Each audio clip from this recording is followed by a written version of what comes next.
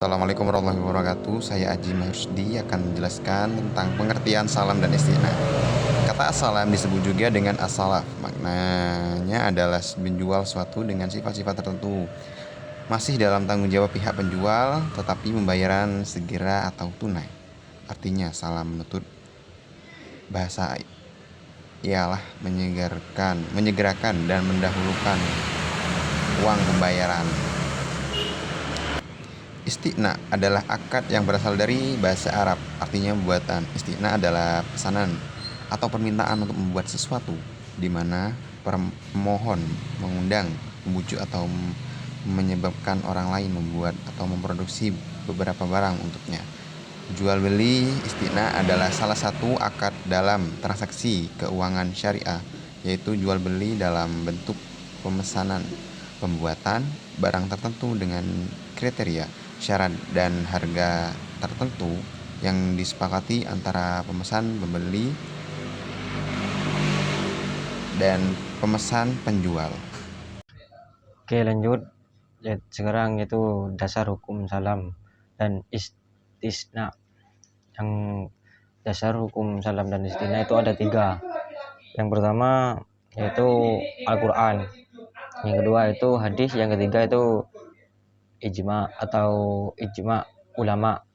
Al-Quran itu ada ayat yang menunjukkan prinsip diperbolehkannya transaksi yang terencana dan disepakati kedua belah pihak. Misalnya ayat berikut, wahai orang-orang, misalnya wahai orang-orang yang beriman, apakah kamu melakukan utang piutang untuk waktu yang ditentukan, maka hendaklah kamu menuliskannya.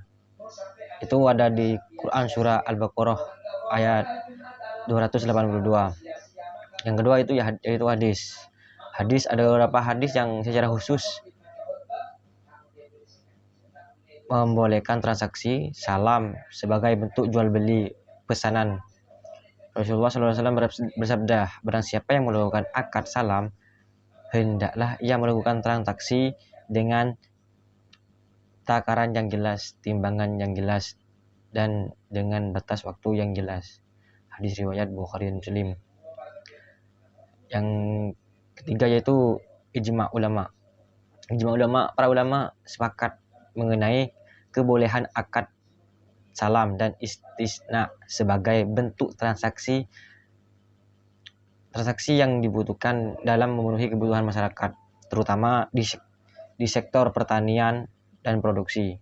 Kedua akad ini diakui karena memberikan kemudahan dalam memenuhi pesanan barang yang akan diproduksi atau dipanen di masa mendatang. Oke, lanjut. Rukun dan syarat salam dalam istiqna. Berkenaan dengan syarat dan salam, para ulama telah menetapkan beberapa kriteria, yaitu 1. Pihak-pihak yang terlibat dalam transaksi salam telah menetapkan sifat-sifat benda yang ditransaksikan. 2. Benda-benda yang ditransaksikan harus memiliki harga yang berbeda. 3. Diketahui ukuran benda yang diakadkan dalam salam, apakah melalui berdasarkan timbangan atau bilangan. 4. Waktu penyerahan barang yang telah ditangguhkan harus disepakati dan ditentukan. Sedangkan rukun salam yaitu ada 3. 1. Berakad, yaitu penjual dan pembeli. 2. Ada uang, ada barang. 3. Ada syihat, yakni ijab kabul. Syarat-syarat yang harus diperhatikan dalam istiqna yaitu 1. Barang yang dipesan harus memiliki harga yang berbeda. 2. Harga harus disepakati. Selanjutnya yakni mengenai salam paralel dan istisna paralel. Salam paralel adalah dua akad salam yang dilakukan secara berurutan antara pembeli dengan penjual pertama dan penjual pertama dengan penjual kedua untuk memenuhi pesanan barang yang dibayar di muka. Dan istisna paralel adalah dua akad istisna yang dilakukan secara berurutan antara pemesan dan produsen pertama. Lalu produsen pertama dengan produsen kedua untuk memproduksi barang pesanan secara bertahap. Pertama antara salam dan istisna paralel. Yang pertama pembayaran. Salam paralel pembayaran dilakukan di muka, sedangkan istisna paralel bisa ditunda atau diangsur. Yang kedua, waktu penyerahan. Salam paralel wajib pasti pada saat akad salam, sedangkan istisna paralel tidak harus pasti pada akad istisna. Yang ketiga, barang. Pada salam paralel, barangnya biasanya umumnya itu standar di pasaran, sedangkan istisna paralel biasanya diproduksi secara khusus. Perbedaan salam dan jual beli biasa. Yang pertama, terletak di waktu penyerahan barang. Akad salam biasanya barang diserahkan di masa depan, sementara pembayaran dilakukan di muka. Sedangkan jual beli biasa, barang dan pembayaran biasanya dilakukan secara bersamaan pada saat transaksi.